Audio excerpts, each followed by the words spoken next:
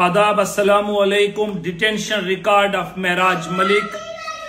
एक लंबी स्ट्रगल के बाद, यानी कि जो ही महराज मलिक को परसों शाम को कठुआ जेल में पहुंचाया था, as per the procedure laid down, उसको इमीडिएटली ये पूरा डिटेंशन रिकॉर्ड, जिसमें डिटेंशन रिकॉर्ड जो ऑर्डर पास किया डिप्टी कमिश्नर डोडा ने, उसके साथ कम्युनिकेशन और ग्राउंड्स ऑफ डिटेंशन के साथ वो सारा मटेरियल जिसके ऊपर रिलायड थे डिप्टी कमिश्नर, उसको पीएसए में बुक करने के लिए उसी समय हैंडओवर करना होता था, नहीं किया।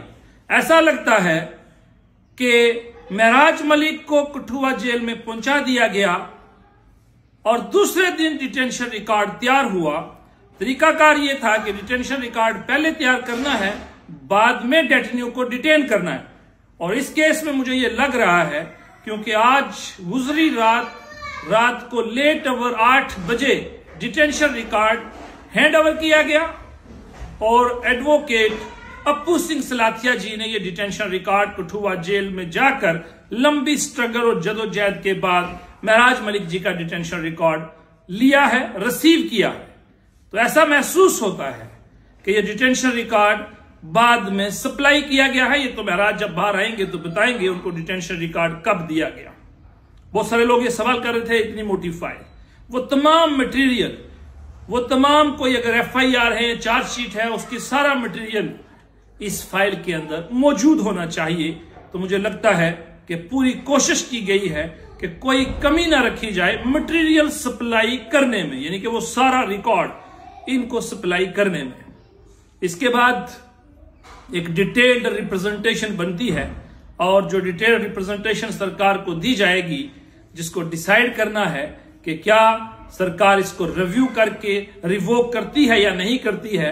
लेकिन मुझे ये लग रहा है कि सरकार को चाहिए कि महराज मलिक जी का डिटेंशन को रिव्यू करे और रिवोक करे। ये मैं पिछले 2 दिन से कह रहा हूं कि ये एक ऐसा मामला है जहां पर पीएसए नहीं बनता था, और वो इसलिए भी क्योंकि महराज मलिक एक पब्लिक रिप्रेजेंटेटिव है। अगर पब्लिक रिप्रेजेंटेटिव भी बात नहीं करेंगे, आवाज उठाएंगे, सच बोलेंगे तो पीएसए लगे, तो फिर मैं चाहूंगा कि जम्मू कश्मीर के बाकी बचे हुए 89 एमएलए को भी पीएसए लगे, तो डरने की कोई जरूरत नहीं। हम भी इस बात के ऊपर, क्योंकि ये डेमोक्रेसी की बात है, ये कानून की बात है, यहां right to freedom of speech की हम बात करते हैं, फंडामेंटल राइट है। अगर उसी को कर्टेल करने की कोशिश की जाएगी तो पीएसए का हम वेलकम करते हैं, being a student of law. दूसरी, मैं डोडा के लोगों को मुबारकबाद पेश करना चाहता हूं। मुबारक हो डोडा की आवाम को, आपने साबित किया कि अगर किसी आपके लीडर के ऊपर अटैक हुआ, पीएसए स्लैप हुआ, तो आप किस तरीके से बेबाकी के साथ, पूरे अज़्म के साथ सामने आए। पूरी उम्मीद यही की जा रही थी कि आप लोग इसी अज़्म के साथ सामने आएंगे। आपने बड़ा पीसफुल प्रोटेस्ट अपना रजिस्टर करवाया।